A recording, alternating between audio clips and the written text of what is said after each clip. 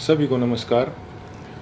जैसा कि आप सब लोग जानते हैं कि हम पिछले कई महीनों से संघर्ष कर रहे हैं रेसलिंग फेडरेशन ऑफ इंडिया के प्रेसिडेंट बृजभूषण सिंह के खिलाफ, क्योंकि उसने भारतीय महिला पहलवानों का यौन शोषण किया है और भी काफ़ी सारे जो हैं घोटाले फेडरेशन के माध्यम से उसने किए हैं। पिछले कई दिनों से हम देख रहे हैं कि समाज में हमारे खिलाफ एक अलग से नैरेटिव बनाया जा रहा है, कुछ अफवाहें फैलाई जा रही हैं और साथ में मीडिया भी कई तरह की खबरें जो है दिखा रहा है। तो हमारा आज ये वीडियो बनाने का एक ही पर्पज़ है कि हम जो अपनी सच्चाई, जो असली सच्चाई है वो आप लोगों तक पहुंचा सकें।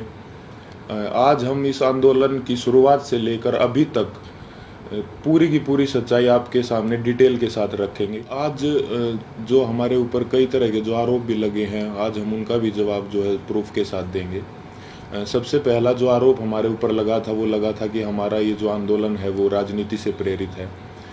कांग्रेस लीडर दीपेंद्र हुड्डा ने हमारे को इस आंदोलन के लिए उकसाया है। आप सबको पता है कि सबसे पहले जो हम प्रोटेस्ट पे आए थे जंतर मंतर पे, वो जनवरी में आए थे और उस प्रोटेस्ट की जो परमिशन है वो बीजेपी के ही 2 लीडर्स ने ली थी। उसका प्रूफ है हमारे पास।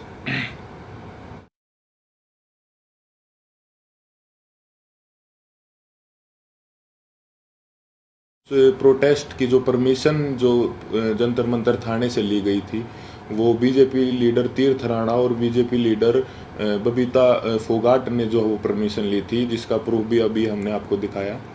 तो ये कैसे हो सकता है कि ये आंदोलन जो है वो कांग्रेस ने करवाया? गारंटी के साथ बोल सकते हैं कि 90% 90% जो कुश्ती से जुड़े लोग हैं, चाहे वो पहलवान हो या कुश्ती से जुड़े हमारे कोचेस हों, उन सबको जो है ये पता था कि 10-12 साल से जो है इस तरह की छेड़छाड़ जो है महिलाओं के साथ जो है हो रही है, या उन किसी और कुछ लोगों ने देखा भी था, जिसका प्रूफ मीडिया में कुछ कोचेज ने दिया है। कई लोग जो है इसके खिलाफ आवाज़ उठाना भी चाहते थे, लेकिन हमारी जो रेसलिंग कम्युनिटी है उसमें एकता की कमी थी। अगर किसी ने जो सिंगल अगर ये आवाज़ उठाने का फैसला भी किया तो वो बात जो है रेसलिंग जो है फेडरेशन के प्रेसिडेंट तक पहुंच जाती थी और उस आदमी के कैरियर में दिक्कत आना स्टार्ट हो जाती थी। लगातार और बार बार हमने सभी को बताया है कि जो हमारी लड़ाई वो सरकार के खिलाफ नहीं है, हमारी लड़ाई जो है रेसलिंग फेडरेशन के प्रेसिडेंट के खिलाफ है, क्योंकि जो भी शोषण उसने किया है, जो भी रेसलिंग के लिए गलत किया है, वो उसने फेडरेशन के पद पर बने रहते हुए किया है। और हमारी लड़ाई सरकार से वैसे भी नहीं हो सकती, क्योंकि जो मैंने अभी आपको पीछे बताया कि जो है बृजभूषण भी जो है वो रूलिंग पार्टी से ही सांसद है और जो जिन्होंने प्रोटेस्ट की परमिशन ली वो भी जो है बीजेपी के ही लीडर हैं। तो इससे तो ये साफ होता है कि भाई हमारी लड़ाई सरकार के साथ नहीं थी। और हमारे ऊपर दूसरा आरोप ये भी था कि हम इतने टाइम तक चुप क्यों थे। तो इसके कई कारण हैं। सबसे पहले तो एकता की बहुत कमी थी, एक साथ कभी हम हो ही नहीं पाए।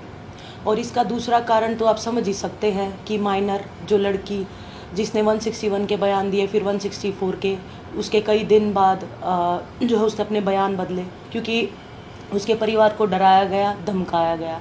तो सिंगल आवाज़ उठा भी कैसे सकते थे। कुश्ती में आने वाले सभी खिलाड़ी बहुत ही गरीब परिवार से होते हैं, उनमें हिम्मत नहीं होती वो इतनी बड़ी व्यवस्था और इतने पावरफुल आदमी के खिलाफ आवाज़ उठा सके। और वो सब आप लोगों ने महसूस भी कर लिया होगा कि इंडिया के टॉप रेसलर्स ने मिलकर आवाज़ उठाई और उसके बावजूद भी उन्हें किन किन हालातों से गुजरना पड़ा। 28 तारीख को महिला पहलवानों के साथ जो व्यवहार हुआ वो पूरे देश ने देखा है। कैसे उनको ज़बरदस्ती घसीटा गया और कैसे जो उनको ज़बरदस्ती अरेस्ट किया गया, जबकि हमने कोई भी जो है कानून नहीं तोड़ा था, ना ही किसी संविधान का उल्लंघन किया था। फिर भी हमारे ऊपर जो है इतना ज़ोर ज़बरदस्ती का और इतना बर्बर व्यवहार जो है किया गया पुलिस प्रशासन द्वारा। हम आप सबको ये क्लियर कर देना चाहते हैं कि जो 28 मई की जो महिला सम्मान महापंचायत की जो कॉल थी वो हमने नहीं दी थी, वो हमारे खाप चौधरियों ने दी थी महम में पंचायत के बाद।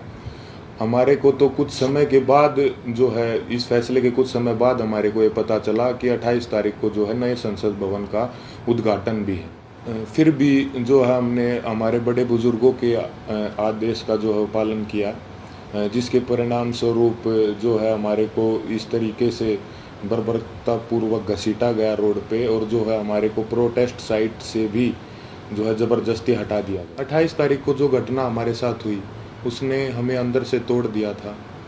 हमने देश के लिए इतने पदक जीते, देश का इतना मान सम्मान बढ़ाया, फिर भी हमारे मान सम्मान को जो है वो सड़कों पर रोन दिया गया। उस घटना के बाद हम जो है इतने आहत हो गए थे, इतने परेशान हो गए थे कि वो बात हम वर्ड्स में भी नहीं बता सकते। हमें कुछ समझ नहीं आ रहा था कि हमारे साथ ये क्यों हुआ।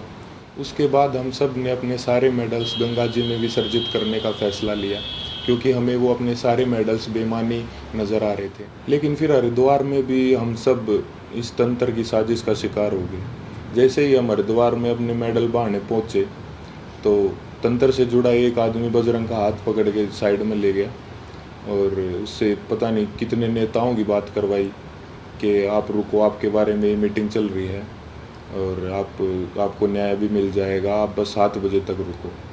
और कैसे भी करके जो है 7 बजे तक बजरंग को जो है रोक के रखा, और एग्जैक्ट 7 बजे तंत्र से जुड़े और भी इसी तंत्र से जुड़े लोग पता नहीं कितनी संख्या में वहाँ पर पहुँच जाते हैं। और वहाँ पे जो है व्यवस्था इस तरह की बन जाती है कि अगर उसके बाद हम मेडल बांटे जाते तो वहाँ पे हिंसा भी हो जाती। तो वहाँ भी हमने फिर समझदारी जो है दिखाई और जो है रुकने का निर्णय लिया कि अभी हम रुक जाते हैं।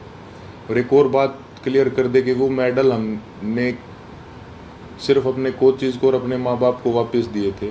वहाँ पे क्या चल रहा था ये हमारे को कुछ समझ में ही नहीं आ रहा था। हम उस मानसिक स्थिति में थे ही नहीं कि हम वहाँ पे किसी साजिश को या वहाँ पे क्या चल रहा है इस चीज़ को समझ पाते। हम बहुत ही एक तनाव में और एक बहुत दुखी मन के साथ अपने जीवन की पूरी कष्ट कमाई को वहाँ लेके गए थे। लेकिन वहाँ पे क्या हुआ उसको क्योंकि हम जो है आंदोलनकारी नहीं है ना, हमें एक्सपीरियंस है, हमने जो है पूरी ज़िंदगी कुश्ती करी है ना, सोशल लाइफ भी नहीं जी है, तो कई बार इस तरह के जो माहौल क्रिएट होते हैं वो नहीं समझ में आते। साथ में हम अपनी ज़िंदगी की पूरी कमाई वहाँ पे लेके गए हुए थे। इस घटना के बाद हमारी मानसिक स्थिति ऐसी हो गई थी कि हमें कुछ भी समझ नहीं आ रहा था कि कौन हमारे साथ है, कौन जो हमारे खिलाफ है, कौन इस तंत्र का हिस्सा है। हम दिमागी रूप से बिल्कुल जो है ब्लैंक आउट हो गए थे। और फिर उसके बाद कई लोग हमारे को मिलते रहे, कुछ समझाते रहे, हमारे को कुछ समझ नहीं आ रहा था कि किस पे विश्वास करें और किस पे ना करें। इसी बीच ये समझाया गया हमको कि होम मिनिस्टर सर से आपको मिलना चाहिए, क्योंकि जो है सारे समाधान वहीं से निकलेंगे। हम वहाँ पे सिर्फ अपनी बात रखने के लिए गए थे। और अब ये भी सुनने में आ रहा है कि कई खापे जो हैं वो हमसे नाराज़ हैं। मैं सबसे हाथ जोड़ के यही विनती करना चाहूँगा कि आप प्लीज़ अफवाहों पे ध्यान मत दो।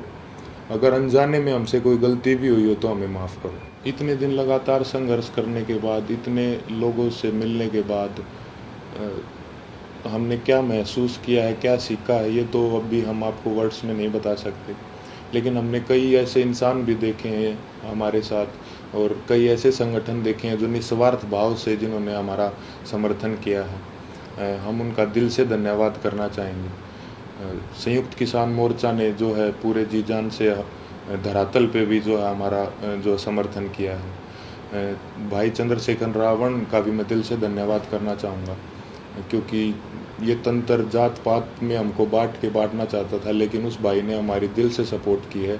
तो चंद्रशेखर भाई का भी दिल से धन्यवाद। सत्यपाल मलिक जी का भी मैं धन्यवाद करना चाहूँगा कि उन्होंने हमारे को प्रेरित किया कि कैसे बेबाकी से अपनी बात जो है रखी जाती है। साथ ही सभी महिला संगठनों का भी मैं जो है दिल से धन्यवाद करना चाहूँगा कि उन्होंने जितनी ताकत उनमें थी हमारा सपोर्ट किया है। साथ ही छात्रों का भी, हर एक उस इंसान का जो निस्वार्थ भाव से हमारे पास हमारे समर्थन के लिए आए हैं, उनका हम दिल से धन्यवाद करना चाहेंगे। और हम चाहेंगे कि आगे भी मुसीबत के समय में आप हमारा ऐसे ही साथ दें। इसके लिए मैं धन्यवाद करना चाहूँगा बीजेपी लीडर जो हैं बबीता जी और तीर्थ राणा जी का, कि उन्होंने जो है पहलवानों को एकजुट करने का काम किया। साथ ही उन्होंने इस आवाज़ को उठाने के लिए उन्हें मोटिवेट भी किया। उसके बाद इन्होंने ही सरकार के साथ जो है मीडिएटर बन के जो पहलवानों को एक कमेटी का नाम दे के जो है आश्वासन दिलवाया सरकार से, यही उसके बीच में जो है मीडिएटर थे। हालांकि वो बस एक आश्वासन ही निकला, क्योंकि उसके बाद जो है उस कमेटी का कोई रिजल्ट नहीं निकला और रेसलिंग फेडरेशन ने अपना काम वापस से वैसे ही सुचारू रूप से जारी रखा, जिसकी वजह से फिर हमें 3 महीने के बाद वेट करके जब हमें न्याय नहीं मिला तो हमें दोबारा जो है वो जंतर मंतर पर आना पड़ा। हम अपने माध्यम से सभी देशवासियों को ये संदेश भी देना चाहते हैं कि कभी भी किसी के साथ भी अगर कोई अन्याय होता है तो हमें जो है हमेशा ही एकजुट होने की जो ज़रूरत रहती है और होना चाहिए हमें एकजुट, क्योंकि हमने इतने इस दौर में यही महसूस किया कि कहीं ना कहीं तंत्र हमारी एकता की कमी है, जो हम बटे हुए हैं उसका ही ये फ़ायदा उठाता है। किसी के साथ भी अन्याय हो तो आप प्लीज़ एक साथ आइए। अन्याय के खिलाफ निस्वार्थ और सच्चे मन से अगर हम कभी भी एकजुट होकर अन्याय के खिलाफ आवाज़ उठाते हैं तो आत्मा को बहुत संतुष्टि मिलती है। धन्यवाद।